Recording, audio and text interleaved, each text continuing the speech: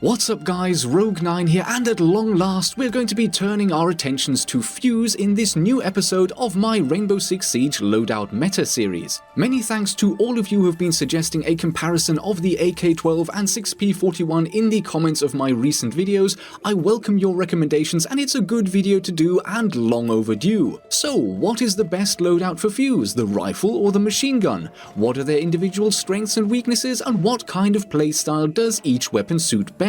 Let's go and find out.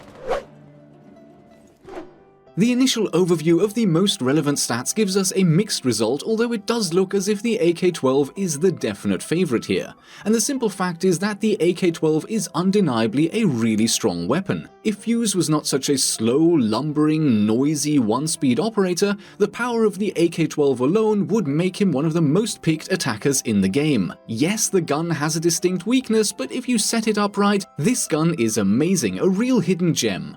And sure, Fuze can be really effective when he has enough team support, but let's face it, not everyone has the luxury of a stack of 4 competent friends ready on hand whenever you want to play. In general, solo queuing is definitely not a way in which you'll get the most out of Rainbow Six Siege as a game, and if you've been struggling to find like-minded players in your region and at your skill or experience level, then the brand new looking for team website squads.tm is exactly what you need in your life. Created by members of the Siege community, this website offers you the opportunity to find squad mates for whatever you're looking to play.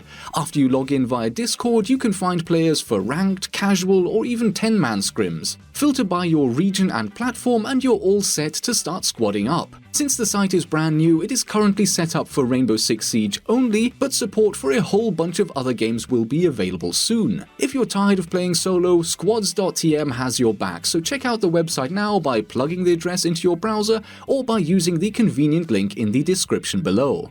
Now time to explore the 6P41 and AK-12 step by step. When it comes to raw damage per shot, the LMG has the upper hand, especially at longer range with flatter damage drop-off and significantly more power once the damage bottoms out.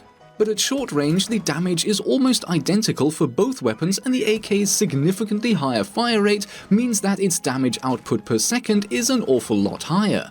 In fact, like I hinted at earlier, the AK-12 is hands down one of the most underrated guns in the game, and its close-range damage per shot is the best out of all of the assault rifles. Not even Twitch's Mighty F2 or Jackal's C7E can keep up with this gun, and the only automatic weapon in the game that can beat Fuze's AK is actually the SMG-11, but of course with that gun, controllability, capacity, and range are seriously limiting factors. Interestingly, despite the much slower fire rate, the 6P41's extra damage at range is enough to compensate and give the LMG the higher long-range DPS. But it's not until a range of 31 meters or more that the LMG's damage output overtakes that of the AK-12, and how many times will you be fighting at those ranges? The conclusion here is that the AK-12 has a significant advantage at ranges where it counts, and so this round goes squarely to the rifle. Damage per second, while a very useful stat when objectively comparing the effectiveness of weapons in Siege,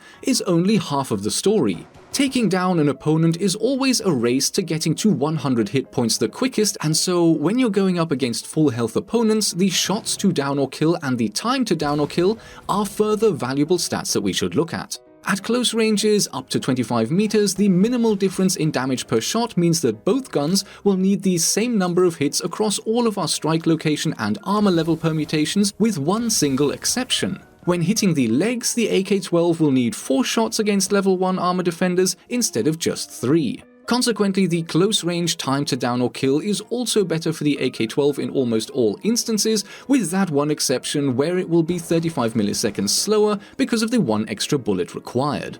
As already mentioned, the long-range stats are far less important, but still, the 6P41's added power retention gives it a significant advantage.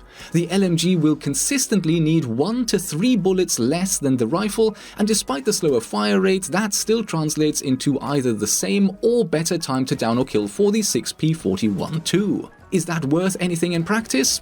Probably not, and so once again, I'm happy to give this category to the AK-12. Capacity is of course a category that the LMG is almost certain to win, and having 100 bullets at your disposal instead of 30 plus 1 is definitely better, as long as you don't have the bad habit of reloading far too early. Must resist the urge. Still have 98 bullets left. Capacity in Rainbow Six is balanced out with the reload times, and of course the 6P41 is much slower than the AK-12 here. Interestingly, the Russian LMG is one of the few weapons in Siege that has the same reload time for both the tactical reload, when there's still ammo remaining in the gun, and from empty. And it is also the gun with the slowest reload times of all in both categories. The AK, on the other hand, is thoroughly unremarkable when it comes to reloading, with times that are just 100 milliseconds slower than the averages for assault rifles. 100 milliseconds, by the way, is 0.1 seconds, just in case you were wondering.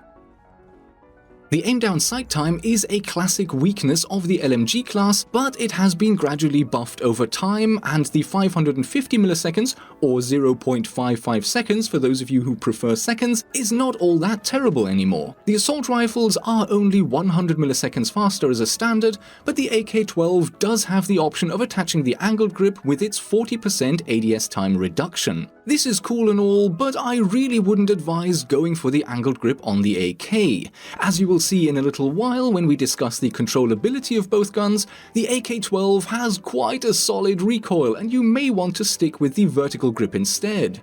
So another win for the rifle, but only by 1/10 of a second. Hipfire is a relatively low impact stat, but the surprising thing is that the 6P41 is actually pretty good. Usually larger and heavier weapons in Rainbow Six tend to have pretty poor hipfire cones, but the Russian LMG is not that bad at all, better than some of the rifles actually.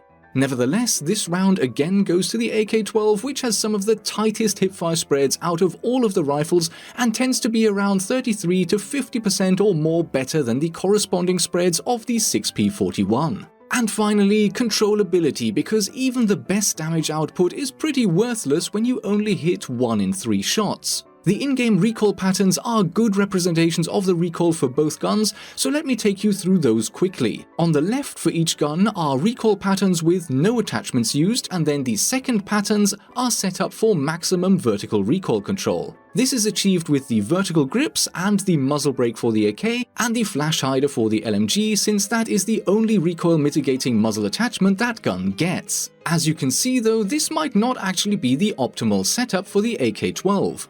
As a reminder, and for those who may not be aware of this yet, recoil in Rainbow Six is dictated by 2 separate forces that act on each gun when fired. Vertical recoil and the recoil diamond, which is basically a randomizing factor layered over the top of the vertical recoil. The AK-12 has a lot of randomized movement with a strong bias to the right, and when picking a barrel attachment it is important to mitigate this as much as possible. I'm not going to go into the exact workings of each barrel attachment in this video because I already have a whole video dedicated to this topic, link in the top right hand corner now and also coming up in the end card. Preferably wait for the one in the end card because, you know, you'd miss the rest of this video, but it's your choice. The point is, for the AK, you want a barrel attachment that makes the recoil diamond smaller, and the best choice for that is the compensator.